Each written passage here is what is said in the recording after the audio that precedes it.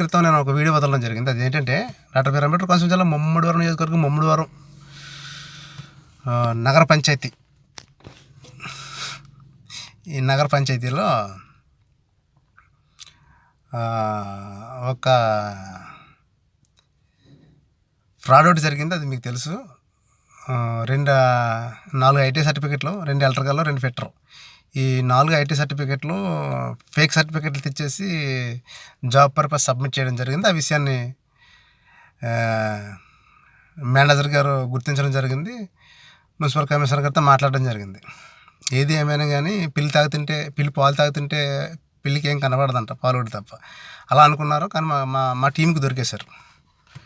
మా టీంకి దొరికేసిన వీడియో మొత్తం అన్నీ మన దగ్గరకు వచ్చేసినాయి. అబద్ధాలు అన్నకి ఏం లేదు.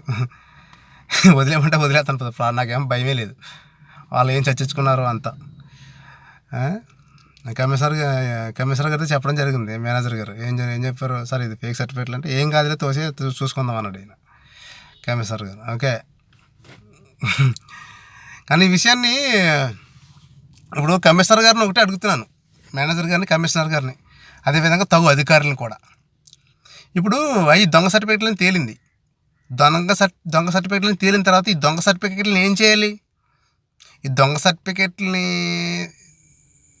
తీసుకొచ్చిన వాళ్ళపై చట్టపరమైన కఠినమైన చర్యలు తీసుకోవాలి. అవునా కాదా? మరి కమిషనర్ గారు ఎందుకు తీసుకోలేదు? పోలీసులకు ఎందుకు ఫిర్యాదు చేయలేదు? వీళ్ళపైన కేసు ఎందుకు బుక్ చేయలేదు? అంటే వాళ్ళు దొంగ సర్టిఫికెట్లు తెచ్చారంటే ఆ దొంగ సర్టిఫికెట్లు మీరు ఆమోదిస్తారని వాళ్ళు నిర్దేశించుకుని మనం దొంగ సర్టిఫికెట్ పట్టుకెళ్ళినా పర్లేదు, కమిషనర్ గారు, మేనేజర్ గారు ఏ విధంగా మేనేజ్ చేస్తారో అన్న ఉద్దేశంతో మీ మీద ఇటువంటి అభిప్రాయం ఉండడంతో వాళ్ళు దొంగ సర్టిఫికెట్లు ఇచ్చారు, ఐటీ సర్టిఫికెట్లు. అంటే అర్థం ఏంటి? దీంట్లో కూడా మీకు భాగస్వామ్యం ఉందని నాకు అర్థమవుతుంది. ఎందుకంటే నేను ఇప్పుడు ఈరోజు డిసైడ్ చేశాను, దాంట్లో భాగస్వామ్యం మీకు కూడా ఉంది. అంటే మీరే తప్పు చేయించారు, వాళ్ళకి ఐడియా లేదు. వాళ్ళకి ఐడియా ఇచ్చింది మీరే, కమిషనర్ గారు కానీ, మేనేజర్ గారు కానీ. ఎందుకంటే ఇప్పటిదాకా కూడా వాళ్ళ మీద ఎందుకు పోలీస్ స్టేషన్లో కేసు పెట్టలేదు, వాళ్ళపైన ఎందుకు మీరు కంప్లైంట్ రేజ్ చేయలేదని ఈ మీడియా ద్వారా నేను కమిషనర్ గారిని, మేనేజర్ గారిని నేను ప్రశ్నిస్తున్నాను. ఎందుకు కంప్లైంట్ రేజ్ చేయలేదు? అదే నాలంటూ ఉన్న ఒక 500 కాగితం దొంగ నోటు అంటారు కదా, ఒక 500 కాగితం ఫేక్ నోటు తెచ్చాననుకో, ఫేక్ నోటు దొరికిందనుకో, ఏం చేస్తారు? ఆ ఫేక్ నోటు మళ్ళీ నాకు ఇస్తారా? ఫర్ ఎగ్జాంపుల్ ఏదో కిరాణా షాప్కో లేకపోతే పాన్ షాప్కో ఏదో షాప్కి వెళ్ళాను, నేను తెచ్చిన కరెన్సీలో ఒక 500 నోటు ఫేక్ నోటు వచ్చింది. అది ఆ ఫేక్ నోట్ నేను ఉద్దేశపూర్వకంగా ఇచ్చానా, లేకపోతే నాకు ఏమన్నా ఏం జరిగింది అనేది మీరు ఎంక్వైరీ చేయాలి, పోలీస్ స్టేషన్కి వెళ్ళి కేసు పెట్టాలి కదా. లేదా రఘుకుమార్ ఈ దొంగ నోటు పట్టుకెళ్ళిపోమని నాకు ఇస్తారా? ఇవ్వరు కదా. ఈ దొంగ నోటు ఎక్కడి నుంచి వచ్చింది అనేది మీకు ఖచ్చితంగా తెలియాలంటే పోలీస్ స్టేషన్లో కంప్లైంట్ ఇస్తారు, నన్ను ఇన్వెస్టిగేషన్ చేస్తారో ఆ నోటు ఎక్కడ వచ్చి నేను చెప్పాలి. మరి దొంగ నోటుకే, కరెన్సీ నోటుకే నా మీద కంప్లైంట్ ఇచ్చి, ఉదాహరణకు చెప్తున్నాను, నాకు అంత కర్మ లేదు, కానీ ఏంటంటే మరి ఇన్ని అంటే పోగదు కదా, నా మీదే పెట్టుకున్నాను అనమాట. ఇంకా అదే నా దగ్గర నుంచే కరెన్సీ దొరికినప్పుడు నా మీద కేసు ఫైల్ చేసి నన్ను చట్టపరమైన చర్యలు తీసుకోవడానికి మీరు కంప్లైంట్ రేజ్ చేస్తారు. కాబట్టి మరి ఇది కూడా, ఈ దొంగ సర్టిఫికెట్ కూడా అంతే కదా. ఈ దొంగ సర్టిఫికెట్ మీద కూడా మీరు కేసు ఎందుకు రేజ్ చేయట్లేదని మీడియా ద్వారా తెలియజేస్తారు. ఖచ్చితంగా వీళ్ళు ఇప్పటిదాకా ఈ 4 రోజులు అవుతున్నా కానీ దీన్ని ఇలాగ జోప్యంగా ఉంచి దొంగ సర్టిఫికెట్లు తెచ్చిన వాళ్ళకి మళ్ళీ వెనక దొంగ సర్టిఫికెట్లు ఇచ్చేయడం అనేది చట్టపరమైన తప్పుడు పనులు అయ్యి, దీన్ని అవినీతిని ప్రోత్సహించినట్టే. కనుక ఇప్పుడు నేను దీంట్లో ఖచ్చితంగా కమిషనర్ గారికి, మేనేజర్ గారికి భాగం ఉందని ఎందుకు చెప్తానంటే, ఇప్పటి వరకు వాళ్ళ మీద ఏ విధమైన కంప్లైంట్ రేజ్ చేయలేదు కాబట్టి నాకు అనుమానం ఉంది. ఖచ్చితంగా వాళ్ళ నలుగురి మీదకి నేను యాక్షన్ తీసుకోకపోతే ఈ తప్పుని కమిషనర్ గారు, మేనేజర్ గారు ప్రోత్సహించినట్టు లెక్క. తప్పు చేసిన వాడికంటే తప్పును ప్రోత్సహించిన వాడికి చట్టపరమైన చర్యలు తీసుకునే అవకాశాలు ఉంటాయి. ఖచ్చితంగా నేను కమిషనర్ గారి మీద, ఈ మేనేజర్ గారి మీద నేను కంప్లైంట్ అయితే రేజ్ చేస్తాను. మర్యాదగా తప్పు చేసిన వాడు శిక్ష అనుభవించక తప్పదు, లేకపోతే తప్పు చేయించిన వాడి మీద కేసు రైజ్ అవుతుంది. ఖచ్చితంగా చూసుకోండి. ఇది రెండోసారి రిపీట్ అవ్వకూడదు. ఇది ఓన్లీ ఈ ప్రభుత్వ ఆఫీసే కాదు, ప్రతి ప్రభుత్వ ఆఫీసుల్లో కూడా ఇటువంటివి జరుగుతున్నాయి. ఇక్కడ సరైన చట్టపరమైన చర్యలు తీసుకుంటే వేరే వింగ్ వాళ్ళు జాగ్రత్త పడతారు. అది నా ఇంటెన్షన్. ఇప్పుడు ఈ నలుగురు జీవితాలు నాశనం చేయాలని కాదు. ఇటువంటి వాళ్ళు పుట్టగొడుగులుగా పుడుతున్నారు రాష్ట్ర వ్యాప్తంగా. వాళ్ళకి ఇది ఖచ్చితంగా ఒక ఉదాహరణ కావాలని ఈ మీడియా ద్వారా నేను ప్రభుత్వాన్ని కోరుకుంటున్నాను. అదేవిధంగా మన దరిద్రం ఏంటంటే మ్యాక్సిమం అన్ని ముమ్మడివరం నియోజకవర్గంలోనే మొత్తం అంతా ఇటువంటి దొంగ పనులు నడుస్తున్నాయి. గవర్నమెంట్ ఎంప్లాయీస్ మ్యాక్సిమం 70% అందరూ కూడా దొంగలే కాదంటారా? అవినీతి ఎక్కువ ముమ్మడివరం నియోజకవర్గంలో జరుగుతుంది ఈ టీడీపీ ప్రభుత్వం వచ్చిన దగ్గర నుంచి కూడా. అంటే అర్థం ఏంటి? కేవలం టీడీపీ ప్రభుత్వం వచ్చిన దగ్గర నుంచి దొంగ సర్టిఫికెట్, దొంగ ఫేకేసాలు అనేవి నడుస్తున్నాయి. కానీ ఇంకేమైనా జరుగుతున్నాయి అనేది ఇన్వెస్టిగేషన్లో తేలిపోద్ది. మొత్తం ప్రతి వింగి మీద మేము ఫోకస్ చేసాం.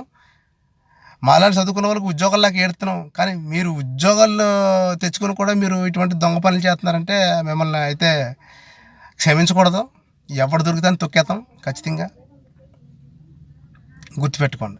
మీ పనులు మీరు కరెక్ట్గా చేసుకోండి, మీ విధులు మీరు కరెక్ట్గా చేసుకోండి. లేని పక్షంలో మీ అవినీతిని మొత్తం బయట పెట్టేసే అవకాశాలు ఉన్నాయి. ఖచ్చితంగా ఈ మున్సిపల్ కమిషనర్ గారి మీద, మేనేజర్ గారి మీద నేను కంప్లైంట్ అయితే రేజ్ చేయడం జరుగుతుంది. ఎందుకంటే వాళ్ళ నలుగురి మీద యాక్షన్ తీసుకోకపోతే వీళ్ళ మీద నేను యాక్షన్ తీసుకుంటాను. ఈసారి హైకోర్టు లెవెల్లో వెళ్ళిపోద్ది. ఈసారి నేను లోకల్ గ్రీవెన్స్లో ఇవ్వడము, అది చేయడం, ఇది చేయడం, ఇది కాదు. ఇంకా డైరెక్ట్ కొట్టేస్తాను. ఇంకా డైరెక్ట్ లీగల్గా వెళ్ళిపోతాను. హైకోర్టు నుంచి వెళ్ళిపోతాను. ఇంకా ఇలా అంతేంటో చూస్తాను నేను. ఇలాగ అడ్డు ఆగడాలు లేవు. అంటే పొలిటికల్ బ్యాక్గ్రౌండ్ ఎక్కువగా ఉండొచ్చు, ఎంపీ సపోర్ట్ ఉండొచ్చు, ఎమ్మెల్యే సపోర్ట్ ఉండొచ్చు. కానీ ఇప్పటిదాకా ఎమ్మెల్యే గారి దృష్టికి నా వీడియో వెళ్ళింది. కానీ ఎమ్మెల్యే గారు ఇప్పుడు కూడా నలుగురి మీద చట్టపరమైన చర్యలు తీసుకోవాలని స్టేట్మెంట్ ఇవ్వకపోవడం, వాళ్ళ తప్పుడు సర్టిఫికెట్లు తెచ్చినందుకు వాళ్ళ మీద యాక్షన్ తీసుకుపోవడం అనేది చాలా ఆశ్చర్యంగా ఉంది. దీనికి పొలిటికల్ బ్యాక్గ్రౌండ్ కూడా ఉందని అనుకుంటున్నాను నేను. ఖచ్చితంగా ఎమ్మెల్యే గారు మీరు వాళ్ళ నలుగురి మీద యాక్షన్ తీసుకోకపోతే ఖచ్చితంగా మున్సిపల్ కమిషనర్ మీద, డైరెక్టర్ మీద, మేనేజర్ గారి మీద నేను యాక్షన్ తీసుకునే అవకాశాలు ఉన్నాయి. జై భీమ్. ఇంకోటి, మున్సిపల్ కమిషనర్ గారు నా మీద కేసులు పెడదాము అది ఇది అనుకుంటున్నారు. నా మీద కేసులు ఇప్పుడు ఎంటికి ముక్క పీకలేవు. మున్సిపల్ కమిషనర్ చెప్తున్నా, నువ్వు నన్ను ఎంటికి ముక్క కూడా పీకలేవు. నువ్వు పెట్టిన కేసు ఎలా తీర్చుకోవాలో నాకు తెలుసు. నేను కేసు పెడితే నువ్వు మొత్తం రోడ్డు ఎక్కేతావు. నీ అవినీతి చిట్టా మొత్తం నా దగ్గర ఉంది. నేను ఎవరో టార్గెట్ కాదు. నాకు అవినీతి పరులే టార్గెట్. నువ్వు చేసిన యదో పనులు నా దగ్గర టార్గెట్లు ఉన్నాయి. నువ్వు ఏమేమి చేసావో మొత్తం నా దగ్గర 60-70 ఉన్నాయి నా దగ్గర. నీ అవినీతి చేసిన పనులు, నువ్వు ఎవరెవరికి ఏం చేసావు, ఎంత తిన్నావు, లేఅవుట్లు అక్రమంగా చేయించినవి ఉన్నాయి, ఏ లేఅవుట్కి నువ్వు ఎంత తీసుకున్నావో మొత్తం అంతా డేటా ఉంది. అంత క్లియర్గా ఉంది. తప్పుడు లేఅవుట్లు ఎన్ని ఉన్నాయో నాకు తెలుసు మొత్తం డేటా అంతా. నువ్వు ఆర్ఐ కూడా ఎగిరిపోతాడు.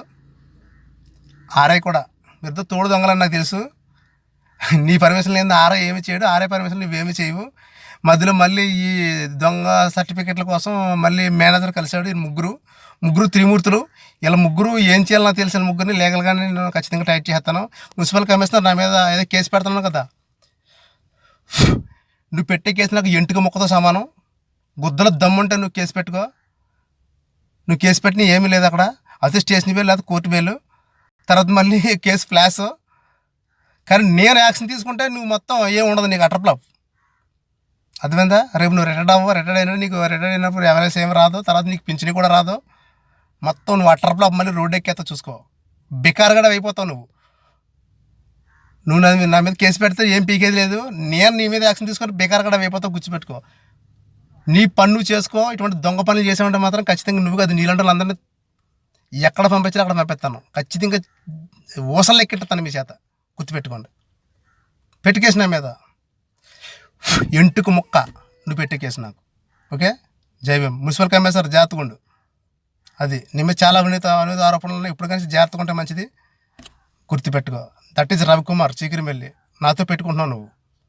నేను అవినీతిని అంతమొందించడం తప్ప మీరు మనుషులకు వ్యక్తిగతంగా నా టార్గెట్ కాదు. అవినీతిని అంతమొందించడమే రవికుమార్ టార్గెట్. గుర్తుపెట్టుకో.